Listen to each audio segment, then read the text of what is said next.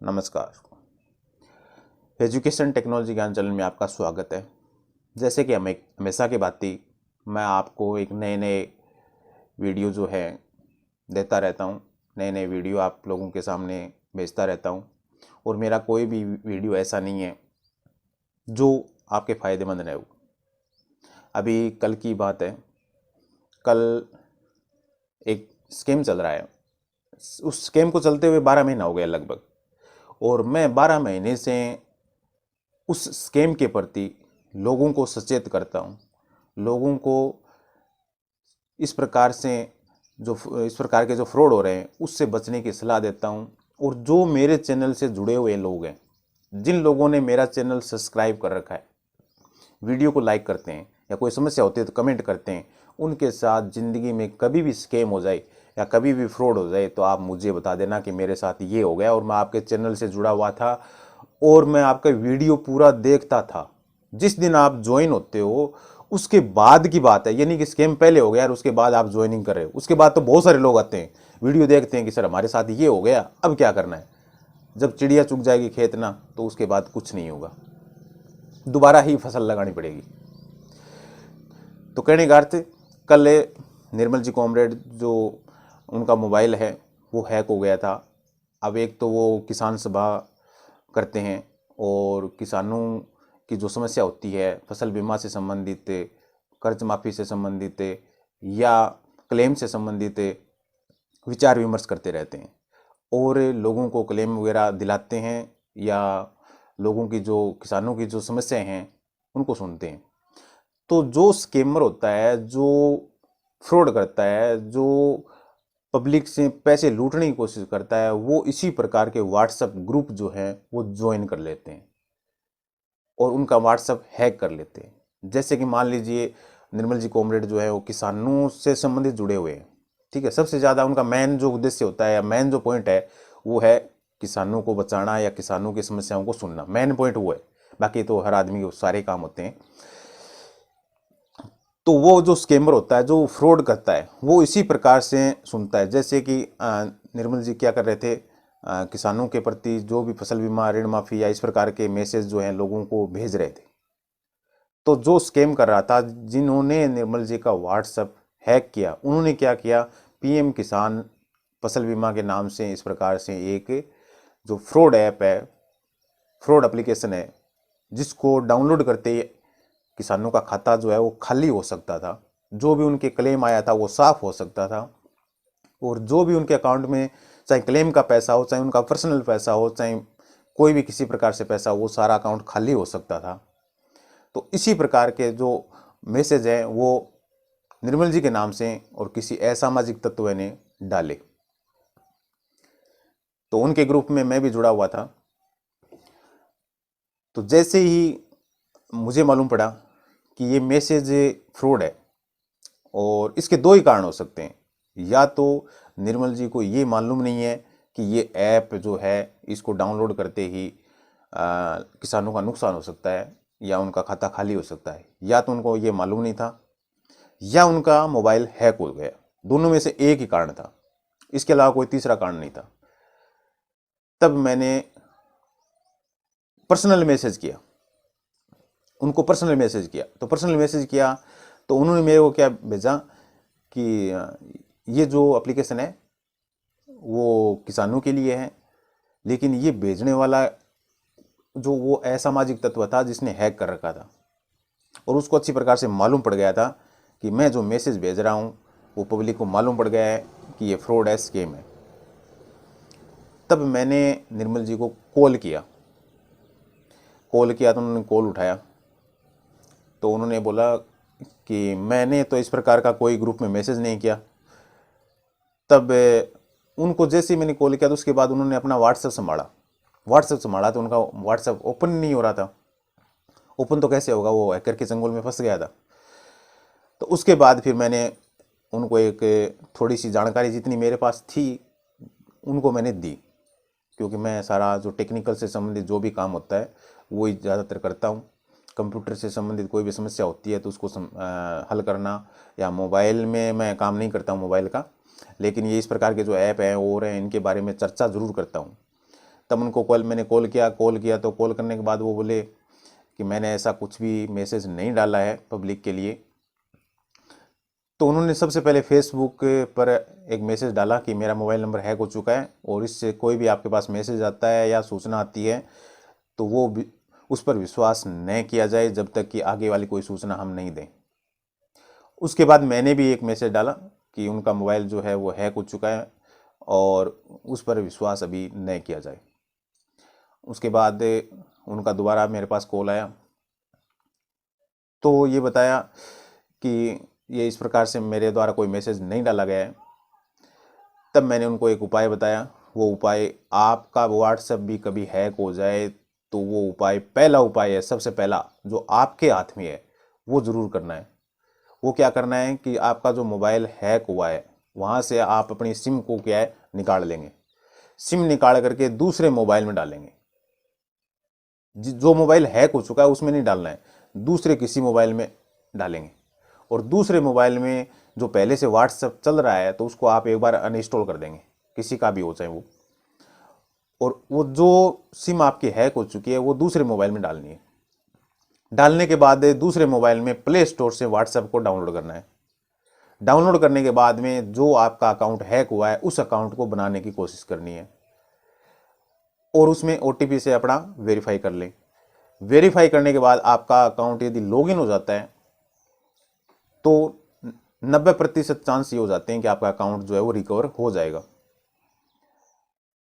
दूसरे मोबाइल में अकाउंट बना लिया, वहाँ मैसेज आने लग गए, कोई दिक्कत नहीं है, खुल गया। उसके बाद वहाँ से वो सिम वापस निकालें।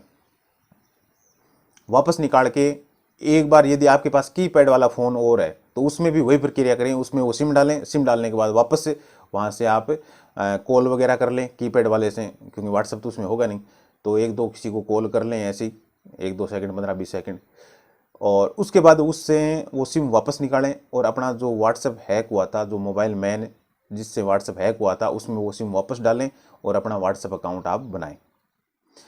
और वहाँ से फिर आपका अकाउंट यदि अच्छी प्रकार से चलने लग जाता है और आप खुद ही, आपके आसपास में कोई बैठा होता है, एक दूसरे को मैसेज करके देखें कि हाँ, मैं जो मैसेज कर रहा हूँ वो आपको दिखाई दे रहा है और आप जो मैसेज कर रहे हो वो मुझे दिखाई दे रहा है। यदि ऐसी कंडीशन हो जाती है तो आपका व्हाट्सएप जो है वो वापस से हैकर के चंगुल से बाहर निकल जाता है। अब आप ये सोच रहे हैं कि सिम निकालने से क्या हुआ। सिम निकालने से ये होता है कि उसका जो पाथ बना होता है, उसका जो रास्ता बना होता है ना, वो दूसरे मोबाइल में जैसे ही डालेंगे तो वो रास्ता उसका चेंज हो जाएगा, वो रास्ता बदल जाएगा। जहाँ उसका रनवे बना हुआ है, जैसे हैकर के पास उसका रनवे बना हुआ था, वो उसी के पास वो मैसेज डाल रहे थे, वो रास्ता उसका चेंज हो जाएगा। और चेंज होने के बाद वापस उसको दूसरे सिम में, यानी 2-3 रास्ते से आदमी क्या निकल जाएगा। 1-2 सिम दूसरे मोबाइल में डाल करके आप करते हो ना, तो उससे क्या है कि वो उस रास्ते से जो रनवे बना हुआ था वहाँ से निकल करके वो अपने आपके खुद के रास्ते पे, प्लेटफॉर्म पर वो आ जाएगा और वो हैकर की चंगुल से आपका व्हाट्सएप जो है वो निकल जाएगा। लेकिन इसमें हम क्या करते हैं कि जो अच्छे चैनल होते हैं उनको सब्सक्राइब नहीं करते। मैंने पहले ही वीडियो इसका डाला हुआ था कि व्हाट्सएप को आप डबल सिक्योरिटी में रखें। हालांकि मेरा खुद का यूट्यूब चैनल जो 100 का सोल्यूशन है और एजुकेशन एंड टेक्नोलॉजी का चैनल है, दोनों चैनल जो हैं वो हैक हो गए थे। लेकिन हैक होने के बाद हैकर ने क्या किया, पर डे अपनी जीमेल या दूसरी जो ईमेल है उसको चेंज कर रहा था। मतलब 6 घंटे 7 घंटे के बाद में वो जीमेल यानी रनवे चेंज कर रहा था।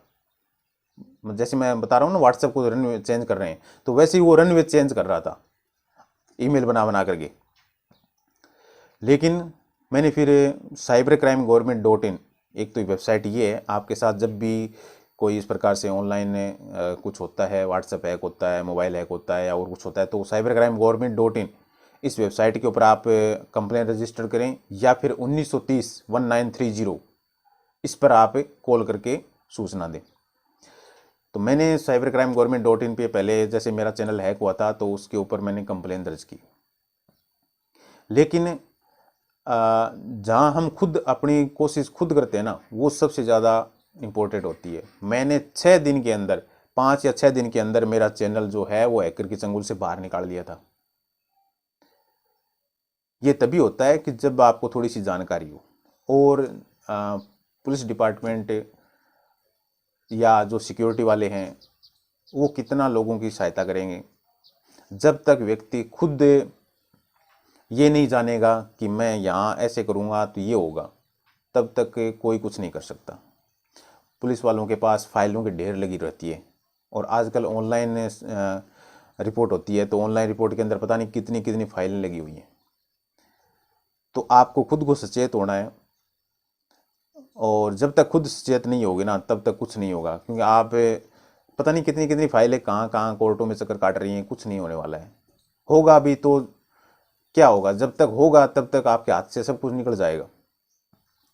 तो इसलिए आपको क्या करना है, डबल सिक्योरिटी लगाना है। जीमेल अकाउंट के अंदर डबल सिक्योरिटी लगा दो, और अपना जो व्हाट्सएप है उस पर डबल सिक्योरिटी लगा दो, और मोबाइल का जो पैटर्न है, पासवर्ड है, वो भी आप सिक्योरिटी में रखो।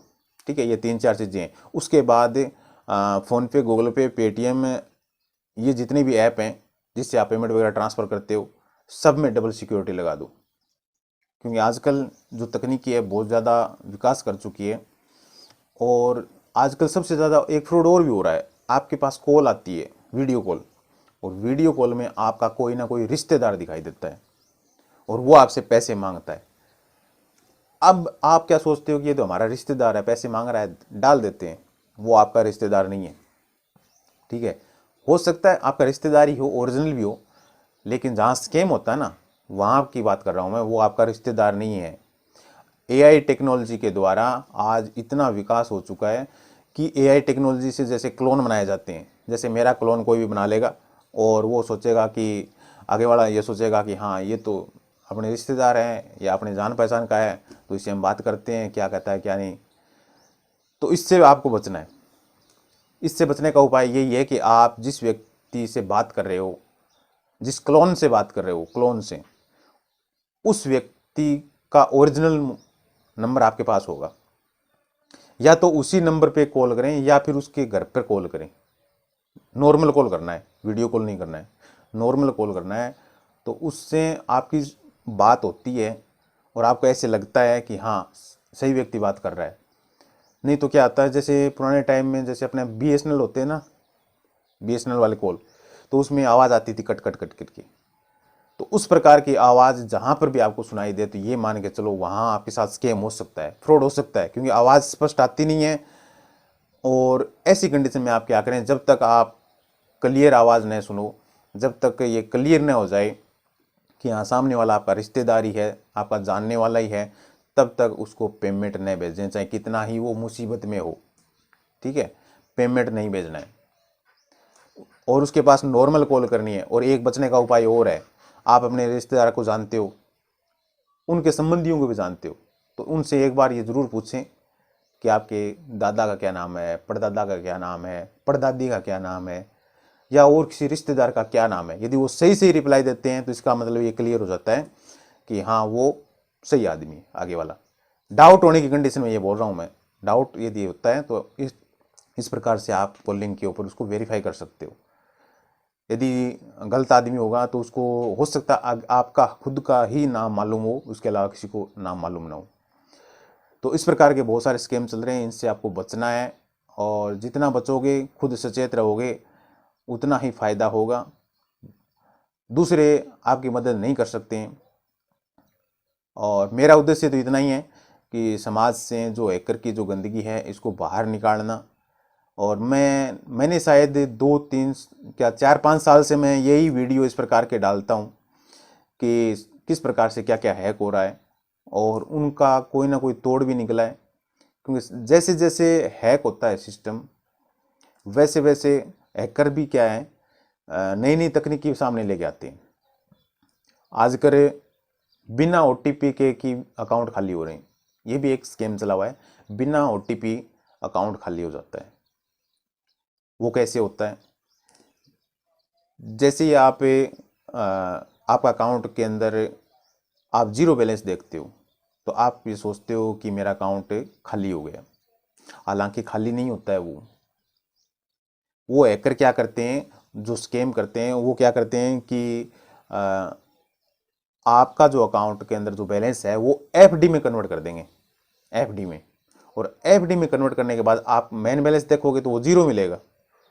उसके बाद हैकर का गेम जो है वो शुरू होता है।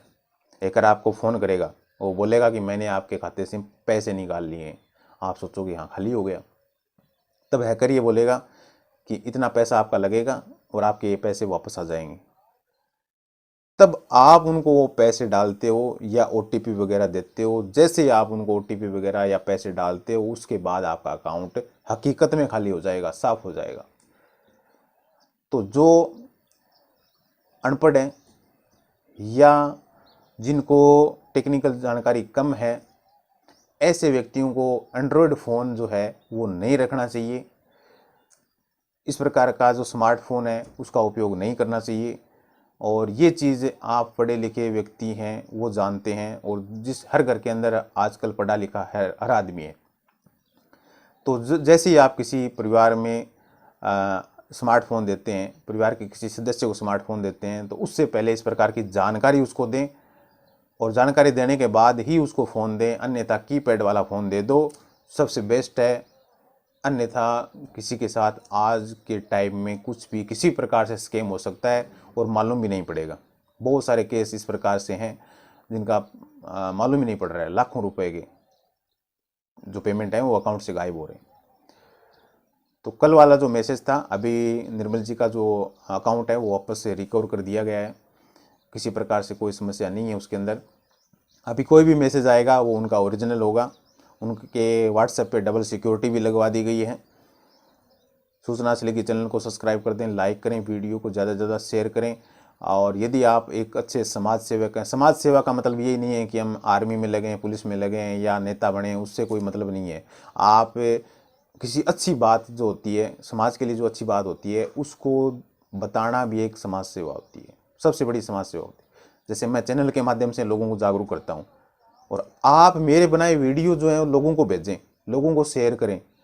लोग उस वीडियो को देखेंगे, देखने के बाद वो भी समझेंगे इस चीज़ को कि कहाँ पे क्या होता है, तो वो उस स्कैम से बच जाएंगे। ये भी आपकी सबसे बड़ी समाज सेवा है, सबसे बड़ा आपका धर्म मान सकते हो, सबसे बड़ा आपका जो एजुकेशन फैलाने का एक तरीका है। ठीक है, तो अपना ईमानदारी से वीडियो को ज़्यादा शेयर करें, और इसी प्रकार की जो सूचनाएं हैं वो ज़्यादा से ज़्यादा आज के टाइम में जानना लोगों के लिए बहुत ही आवश्यक है। क्योंकि तकनीकी के ज़माने में इस प्रकार के स्कैम जो हैं सबसे ज़्यादा हो रहे हैं, और आने वाले भविष्य के अंदर तो इस प्रकार के स्कैम हो जाएंगे कि जहां स्मार्टफोन के अंदर अंगुली लगाने से पहले 1000 बार सोचेंगे कि यहाँ पे हम ऐसे करेंगे तो क्या होगा।